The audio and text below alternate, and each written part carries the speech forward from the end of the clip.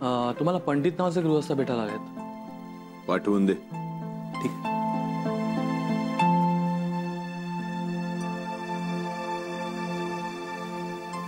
आत येऊ का साहेब? या. नमस्कार. नमस्कार. बसा.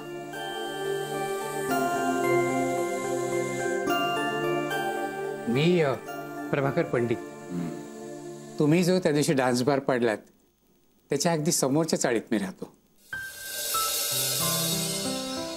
काय काम होतं तुमचं? नाही, काम काढलं नाही, तुमच्यामुळे काम झालं म्हणून आलो. त्या डान्स बारमुळे माझ्या तरुण मुलीला खूप त्रास सहन करावा लागत होता. मी इतकी वर्षे तक्रार करतोय, पण शेवटी तुम्ही देवासारखे धावून आला.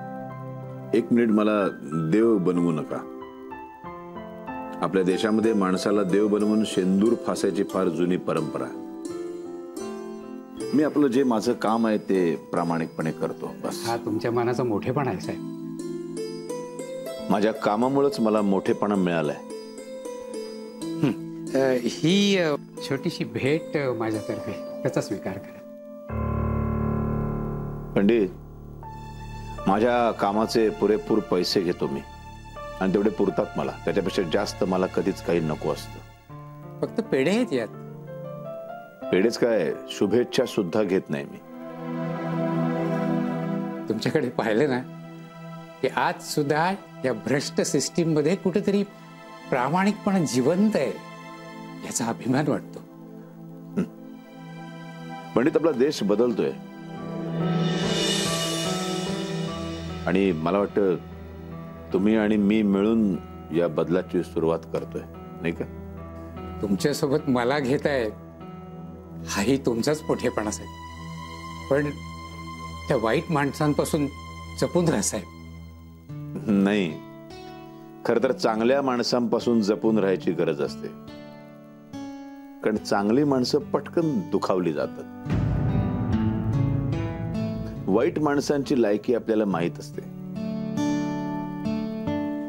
जितक्या निर्दयपणे बेकायदेशीर बांधकामं तुम्ही पाडताना तितक्याच सुंदर गप्पा सुद्धा मारता.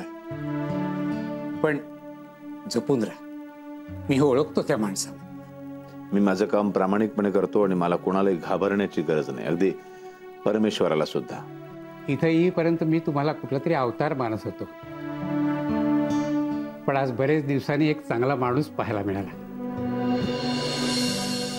पंडित, देव बनणं सोपं आहे, चांगला माणूस बनणं फार अवघड आहे. येऊ मी? या. पंडित. ओ, माफ करा.